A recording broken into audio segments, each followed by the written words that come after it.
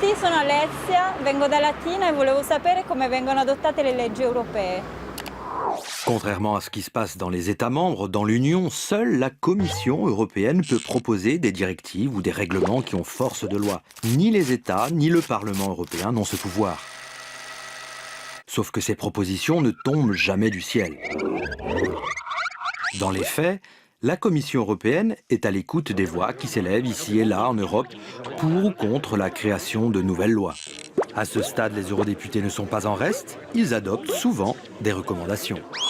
Dès 2012, les citoyens européens, eux aussi, pourront désormais demander directement un nouveau projet de loi. Il faudra pour cela qu'1 million d'Européens issus d'au moins 7 pays signent une pétition. Après avoir écouté les uns et les autres, la Commission européenne présente enfin son projet de loi. C'est le début d'un long processus qui prend 12 à 18 mois. Le projet est aussitôt adressé au Conseil de l'Union, qui représente les États, et au Parlement européen, qui représente les citoyens. Dans 80% des cas, les deux institutions ont un pouvoir équivalent. C'est ce qu'on appelle la procédure législative ordinaire. Mais pas question de légiférer sur tout et n'importe quoi. L'Union peut créer des lois en matière d'environnement, d'agriculture, de transport.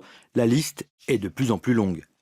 Mais les États conservent un droit de veto absolu en matière de sécurité sociale, par exemple, de fiscalité ou encore d'affaires étrangères et de défense. Mais revenons-en au projet de loi. Avant d'être adopté, il va devoir passer à la moulinette institutionnelle. Le Conseil de l'Union et le Parlement européen vont alors amender ce projet selon leurs intérêts et surtout selon les majorités qui se dessinent. Comme les États et les eurodéputés sont rarement d'accord du premier coup, il faut donc négocier. Deux cas de figure alors. Soit les deux institutions trouvent un compromis et le projet de loi peut être adopté après un vote des eurodéputés. Soit il n'y a pas d'accord et il faut continuer à négocier. Si ces négociations échouent une première fois, alors un chronomètre se met en marche pour trouver un accord avant une date butoir. En cas de désaccord persistant, le projet de loi tombe à l'eau, tout simplement, et toute la procédure est à recommencer. Mais dans les faits, cela arrive très rarement. En cas d'accord, la nouvelle loi européenne est officiellement promulguée et tous les États membres doivent alors l'appliquer. Enfin presque. Parfois, les États bénéficient de dérogations.